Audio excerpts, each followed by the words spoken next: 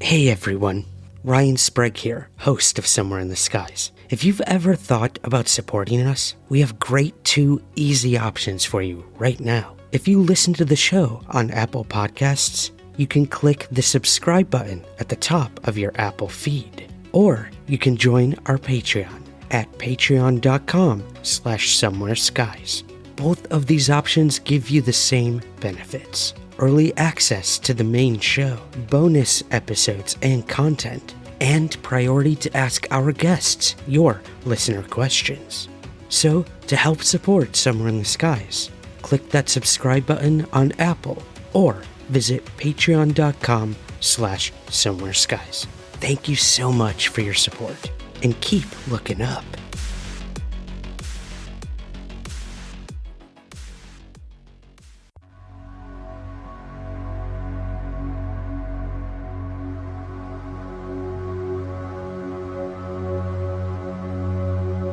UFO sightings are unarguably common. People in all walks of life from all over the world see UFOs every single day. Now, what they are and where they come from will be debated until the end of time. But what can be debated even further are the rare and controversial cases of UFO landings. Up close and personal with these alleged UFOs and their possible occupants or intelligences. And as you'll soon hear, they may not be as rare as first thought. These are UFO landings that you may never have heard of.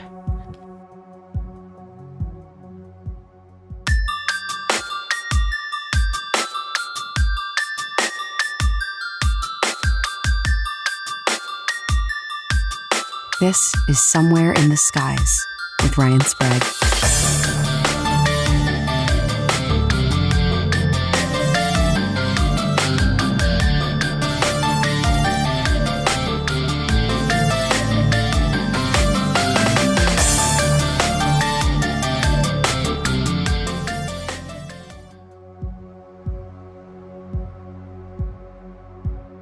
According to a case investigated by Donald Kehoe and Gordon Lohr for NICAP, on the morning of May 19th, 1964, at around 7:30 a.m.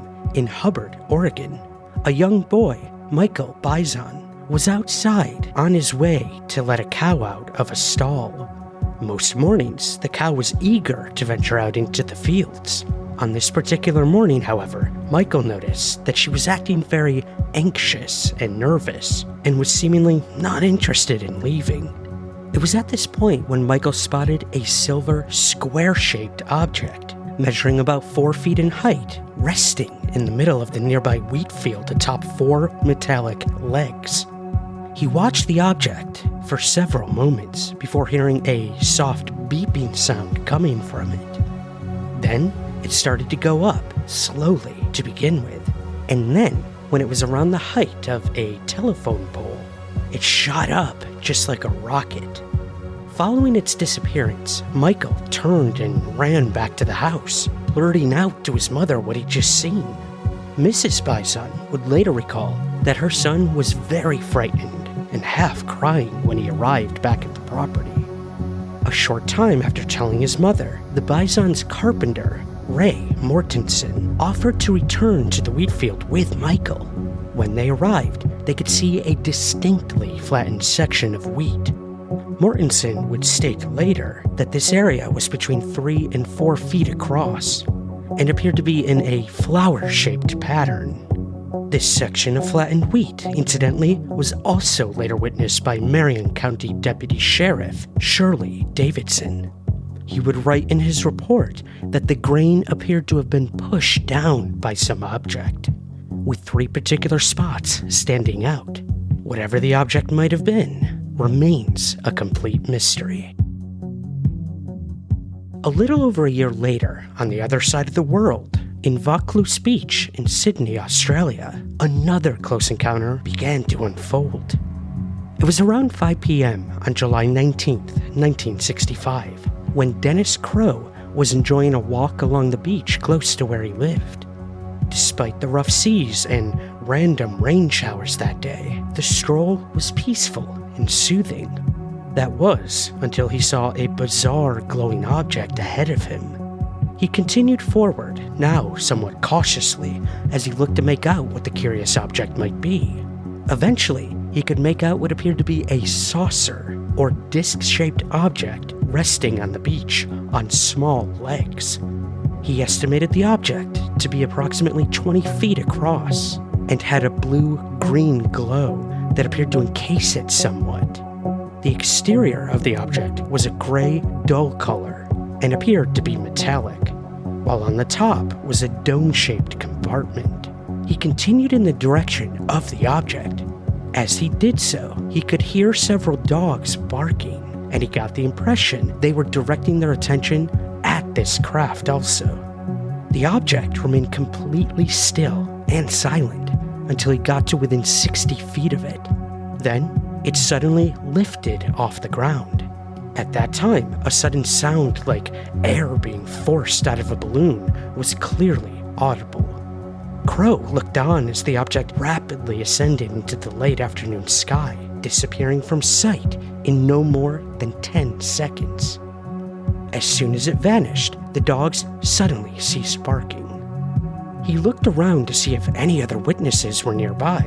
However, he couldn't see anyone, meaning that he appeared to be the only person to have seen this bizarre event. Despite this, Crow did make a report of the sighting, eventually causing the Royal Australian Air Force to put forward a possible explanation. What Crow had witnessed was a tornado. As you can imagine, Crow outright rejected this suggestion, although no further witnesses or details surfaced with this sighting.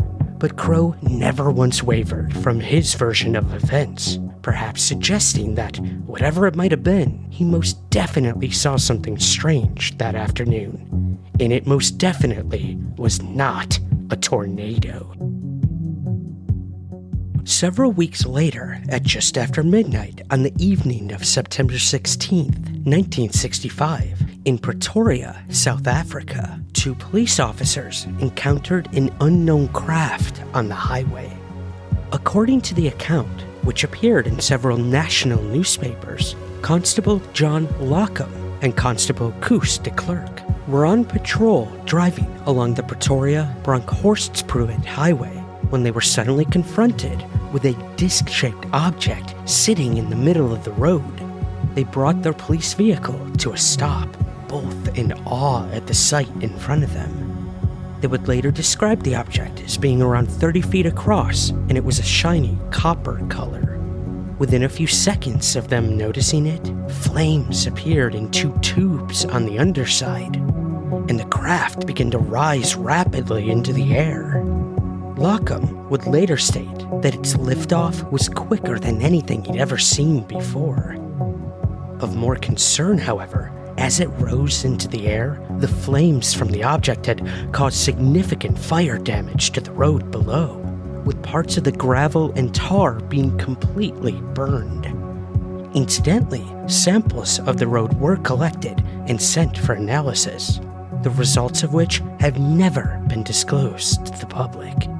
Of further interest, when the District Commandant of Pretoria North, Lieutenant Colonel Brits, was asked for comment by the media, he simply offered that the matter was being treated as being a highly secret nature, and that an investigation would be carried out in top circles. That investigation and his results were also never made public.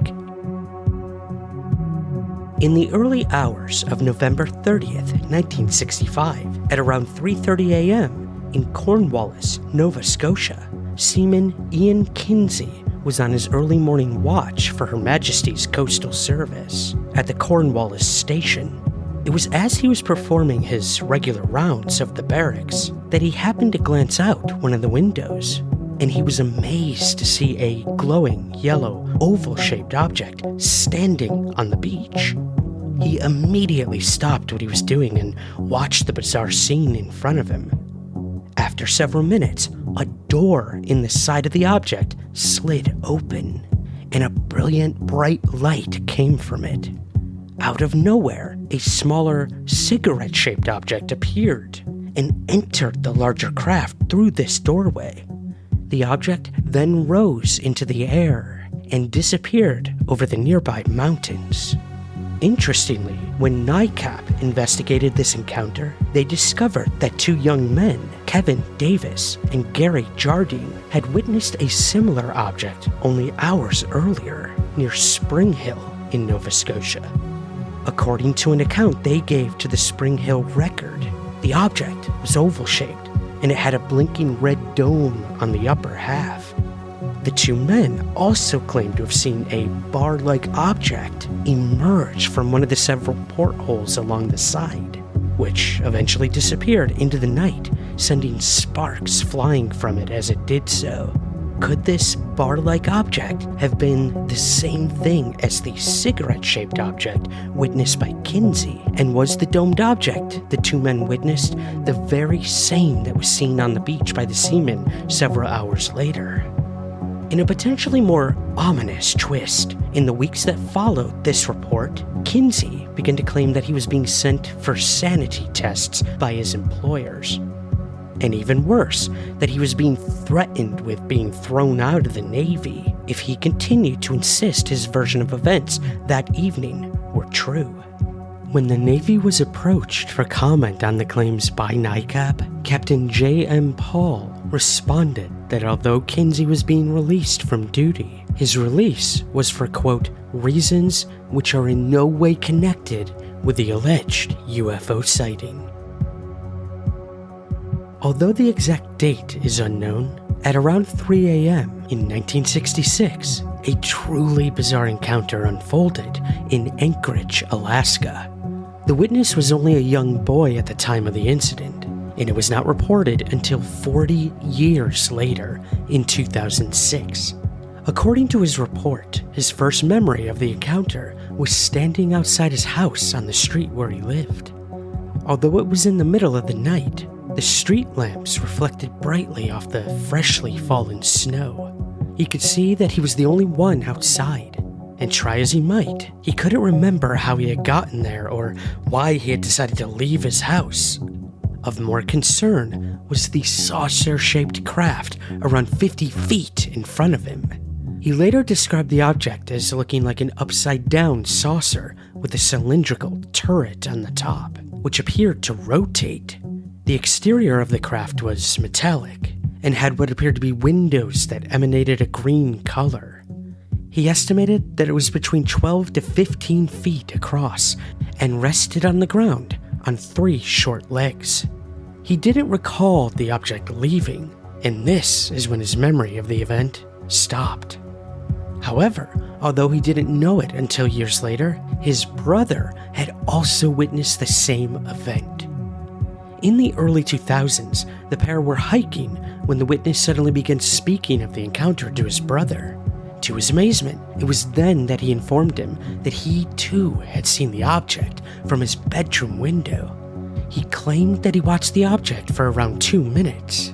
He didn't, though, recall seeing his brother on the street. And, like the main witness, he couldn't recall the craft leaving. Of course, this lack of memory suggests the possibility that the encounter could have been a lot more than a sighting, and could in fact have been an instance of missing time, which is often connected to the alien abduction phenomenon. The original witness himself even stated that he had often wondered if he had been abducted that evening. No matter the case, the Alaska encounter remains a mystery. According to an article in the January and February 1969 edition of Flying Saucer Review, an unidentified object landed on Reunion Island in the Indian Ocean at around 9 a.m. on July 31st, 1968. On the morning in question, 31-year-old farmer Luce Fontaine was at a clearing in the forest collecting grass for his rabbits. As he was doing so, however, he was suddenly confronted with the sight of an oval-shaped object around 80 feet away from him. The object appeared to be dark blue in color and was hovering around 20 feet above the ground. The underside of the craft appeared to be slightly transparent, similar to a car windshield.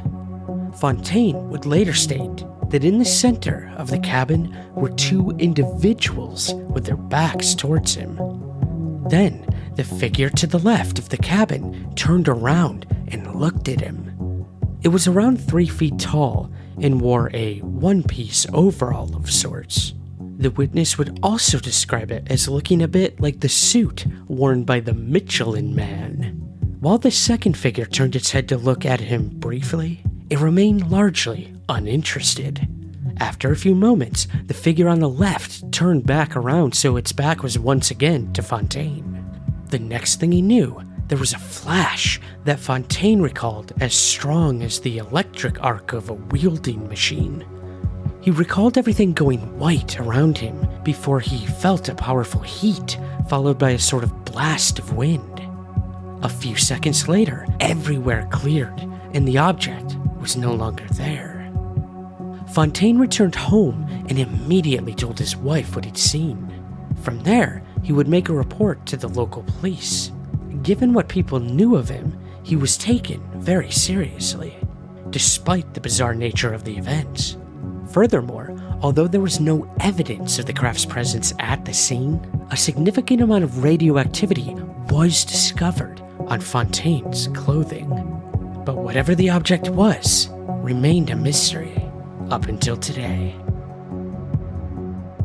According to the files of UFO researcher Bill Chalker, in February 1976, in Kettering, Tasmania, a 38-year-old local man witnessed a bizarre landing event on the shore of Little Oyster Cove.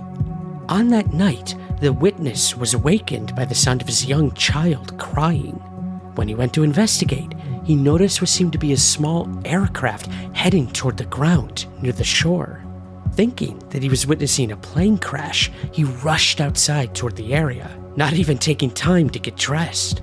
When he was around 80 feet away, he could see the object was not a plane. There in front of him, illuminating the entire area, was a dome-shaped object. Around the side of the object were several windows from which came a bright white light. Through the windows, he could make out a tall, cylindrical object, as well as several dark shapes that he likened to seats. The witness continued forward toward the craft. The closer he got, the more he could hear a humming sound, similar to an electric motor turning over. Suddenly, the object began to rise into the air, slowly at first, and then with increased speed. As it rose, the humming sound increased in volume considerably. Then, the next thing he knew, the object was nothing but a dot in the sky. The following day, the witness returned to the spot where he'd witnessed the object. To his disbelief, he found what appeared to be a scorched circle of grass exactly where the object had hovered or stood. And whatever that object was in Tasmania remains unexplained.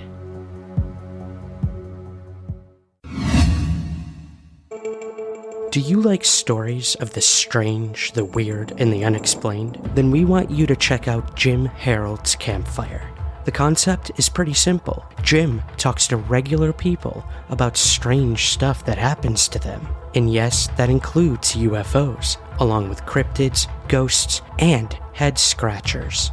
He doesn't exaggerate or play a lot of spooky music, kinda like I'm doing right now. The stories speak for themselves. One's like a ghost story involving serial killer Ted Bundy, or the young man who encountered an 8-legged demon. Then there's the story of an alien abduction by what could be considered a reptilian. Now, not all the stories are horrifying. Some are actually pretty heartwarming, like a visit from a past loved one or a peaceful near-death experience. Regardless, these are true and fascinating stories told by ordinary people who've had extraordinary experiences. Tune in to Jim Harold's Campfire on Apple Podcasts, Spotify, or wherever you listen to Somewhere in the Skies. And remember, stay spooky. According to a report by UFO researcher Billy Rachels, and featured in the files of Albert Rosales, a little-known landing occurred on August 6, 1977 in Pelham, Georgia. On the morning in question, at around 10:30 a.m., 63-year-old Tom Dawson was making his way to a pond at a local farm with his 2 dogs as he contemplated a spot of fishing later that afternoon. As he approached the water, a circular-shaped spaceship suddenly zipped past and came to a sudden stop in between the nearby trees, hovering a very short distance above the ground. He could see that the top side of the object had a domed section, while portholes were visible around the side. He later estimated that the object was around 50 feet across and approximately 15 feet in height.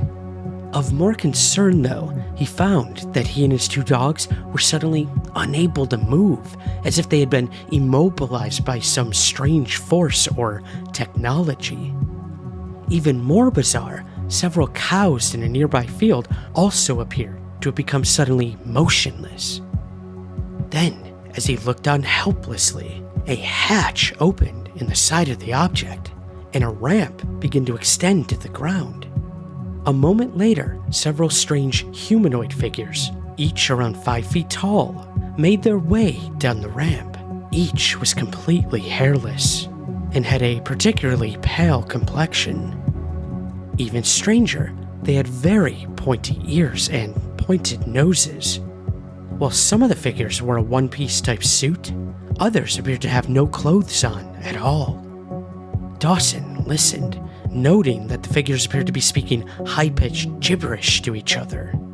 The beings made their way to where Dawson was standing, still frozen in place, and the beings proceeded to place some kind of attachment to his skull, with several cords or wires coming from it.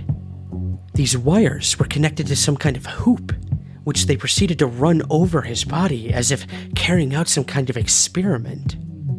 It was during this experiment that an already strange situation turned even stranger. Appearing to come from inside the craft, a voice suddenly cried out, "I am Jimmy Hoffa." It would say this 3 times.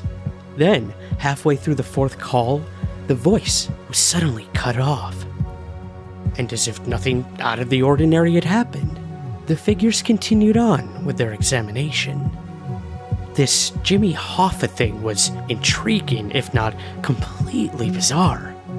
Jimmy Hoffa, a labor leader, had disappeared in seemingly suspicious circumstances 2 years earlier in the summer of 1975.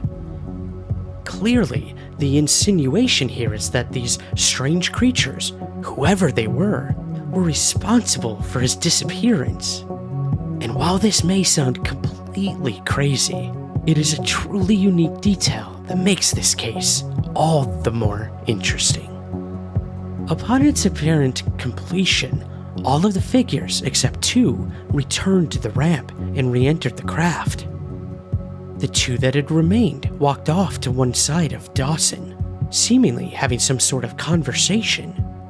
He contemplated if they were debating whether to take him inside the spacecraft. After several moments, they turned to him, one of them moving its head through the air as if gesturing goodbye, before they too re-entered the hovering object. It then rose approximately 75 feet into the air. Then, in the blink of an eye, it disappeared into the distance. As soon as it vanished, Dawson, along with his dogs and the cows in the nearby field, were all able to move once more. Dawson immediately ran back home, blurting out to a neighbor what had happened. Ultimately, he was taken to the hospital, where he was given a sedative in order to calm his nerves before being discharged. He would later state that he believed that if he had been younger, the creatures most likely would have taken him on board the craft. Indeed, what is interesting about this last detail is that 6 years later in England, 83-year-old Alfred Bertu found himself in a similar situation after he'd been taken aboard a landed spacecraft and undergone an examination, he was informed that he was too old for his host's purposes. And with this, the ageist aliens remained a mystery. Another lesser-known UFO landing was reported online in the early 2000s by an anonymous woman who claimed the incident unfolded at some point in the summer of 1983. She claimed in her report that at the time she was living with her boyfriend in a remote logging camp around 10 miles out of Souk, Vancouver Island. On the evening in question, she was in her backyard performing chores when she became aware of a low hum, something that she could feel rather than hear. Feeling unnerved, she immediately went inside to get her boyfriend before both of them returned to the yard to investigate. They had lived on the property for several years and were more than familiar with the usual sounds of the area, and both agreed that this particular noise was most definitely out of the ordinary. Several back roads ran along the back of the property, some of which led to a nearby logging camp. It was to this logging camp that they headed, feeling sure that the sound was coming from that direction, not least as the closer they got to it, the louder the noise became. The couple came upon a crossroads and immediately noticed a glow coming from ahead in a flat area of the logging site. From here, they were close to a 40-foot sand dune, and so decided to climb to the top of it so that they could get a better view of the flat clearing where the light appeared to be coming from. When they reached the top, they could see an enormous, dark structure that almost filled up the entire site, a site that was several hundred feet wide. They would later state that the object was approximately the size of a football field, was cigar-shaped with rounded edges, and bright lights positioned around the edge. They both looked around the site to see if there was anyone else to see this, but they appeared to be alone. From here, the sound that had first alerted them to something strange taking place was so low that it could be felt in the ground itself. The next thing they realized, one of the lights from the craft had turned in their direction and was now shining directly on them. As soon as it did so, they both jumped back to escape its glare, almost slid down the sand dune, and immediately began running back to their property. At sunlight, at just after 6 a.m., the pair ventured back to the sand dune to inspect the area once more. To their shock, there was no evidence or any signs whatsoever that anything out of the ordinary had even taken place. They would later ask several of their neighbors if they had witnessed anything unusual or heard strange sounds. One of them offered that he had often heard such strange noises, and that he believed it was the military performing some type of training or secret operation. Whatever that operation might have been, or where that craft came from, also remains a complete mystery.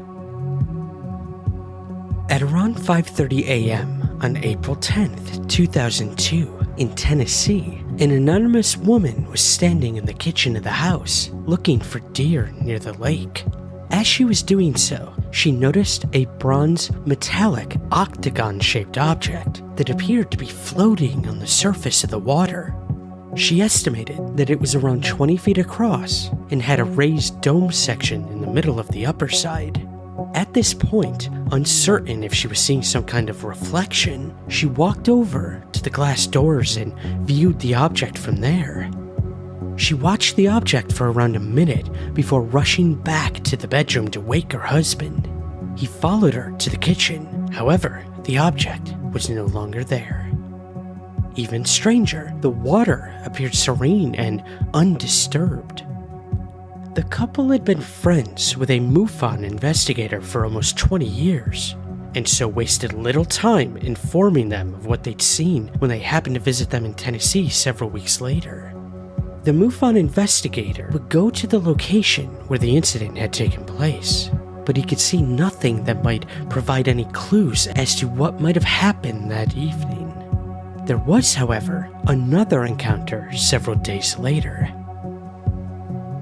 At around 7:30 p.m. on the evening of May 3rd, the witness was looking out over the same part of the lake and was more than shocked to see a strange light emerging from the water. Only moments after it had broken the water, a blinding flash came from the object, and it disappeared instantly. Although she didn't see anything else that evening, the events were far from over. She went to bed as normal, but had severe trouble sleeping, not least because of the unusual sound of coyotes howling in the distance. Of more concern, an unsettling noise like something banging against the side of the house persisted in the night. Further details concerning the witness would also come to light following the MUFON investigators' research into the case. It was discovered, for example, that she regularly witnessed shadows moving around the house. What intrigued the investigator was that this is reported by many alien abductees, especially those who have been discovered to have been abducted on multiple occasions, when they would also claim to see these shadow people. The witness would also discover strange bruises on her arms, with no memory of how she got them, which once more would indicate a struggle of some kind, possibly with her alien abductors.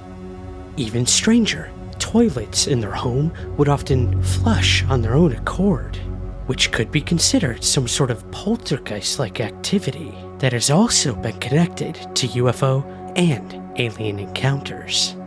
But whatever it was, left the witness completely dumbfounded and searching for answers up until today.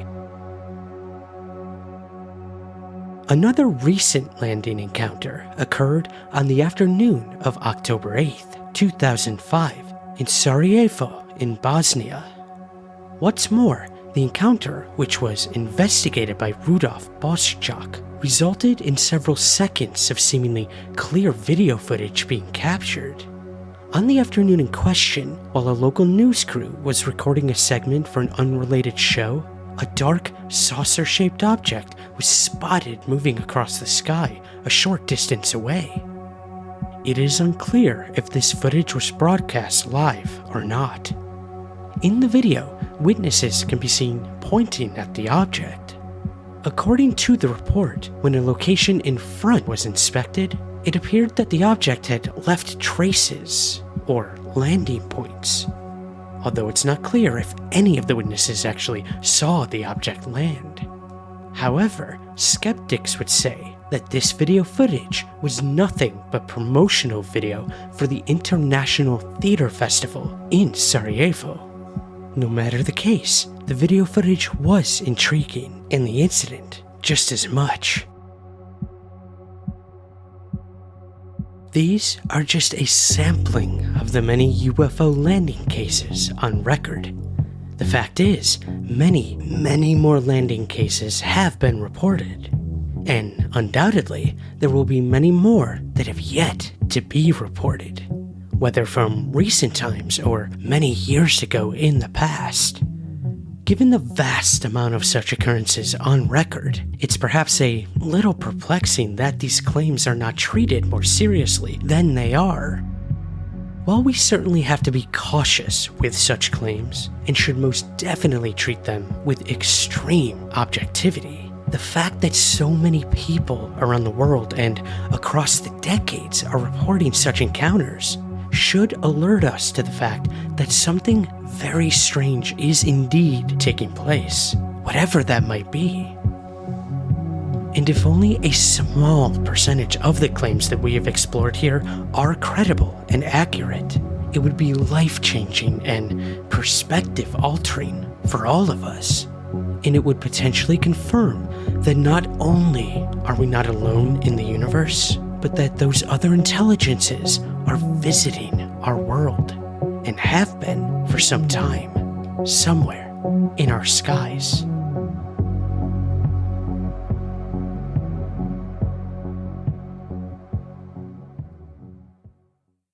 This episode was researched by Marcus Loth.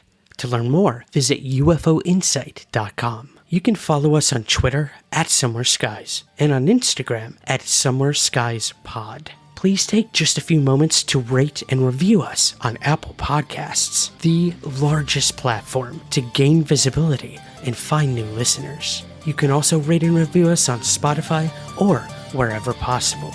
It truly helps independent shows get noticed. So please rate and review today. Thank you so much for listening. And remember, keep your feet on the ground, but never stop searching somewhere in the skies.